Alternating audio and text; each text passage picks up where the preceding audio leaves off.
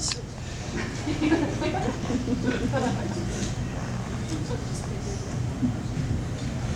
She was sitting 2 tables away from me. I could hear each of her teardrops hit her textbook, and all I could think to myself is, why would you study something so sad in public? And before I could dive back into whatever show that I've watched 19 times, she begins to sob. Now, normally other people's sadness would not interrupt my day.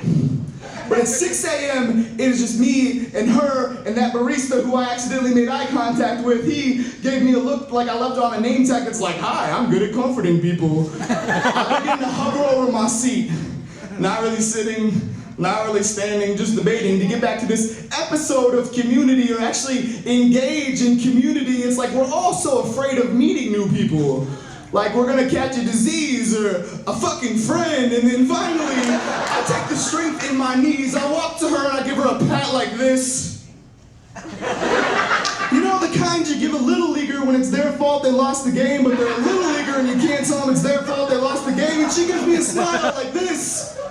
The kind girls used to give me when I'd invite them to prom, the kind that says, this is really uncomfortable, but I guess you tried. And before either of us could say anything, I just took off out that door. Like, I was about to miss a bus, like, she's about to mug me, like, I was about to actually connect with another human being. I wish I could tell you shit like this is not common. But if you were to write my biography, it would be made up of passing brushes on city buses. It would have to be a picture book, because there is no dialogue here. Every day as I ride from St. Paul to Minneapolis, I take the 46, man sitting across from me wearing a coonskin cap. Some days he talks to himself, some days he talks to me, I never talk back. Keep my head down, volume up. You see, I haven't slept in a month. I'm wondering if he's gonna die alone, because I'm afraid this world is made up of people like me, too afraid to talk to people like him. I'm afraid this world is made up of people like you, too afraid to talk to people like me. I'm afraid this world is made up of people like us. You see, somewhere along the line, we decided voice boxes are just made for rhetorical questions. Like, how are you? No, like, really? Like, how are you? Great. Like, no, how are you? Really good. We gotta start asking better questions.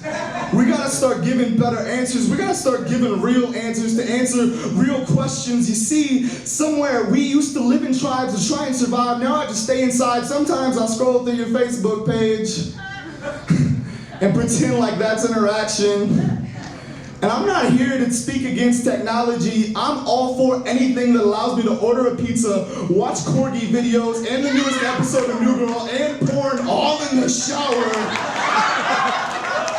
I'm just here to say, I heard a song the other day that was about sliding into the DMs, and after I Googled what DMs were, I wondered what happened to songs about sliding into coffee shops, sliding into conversation.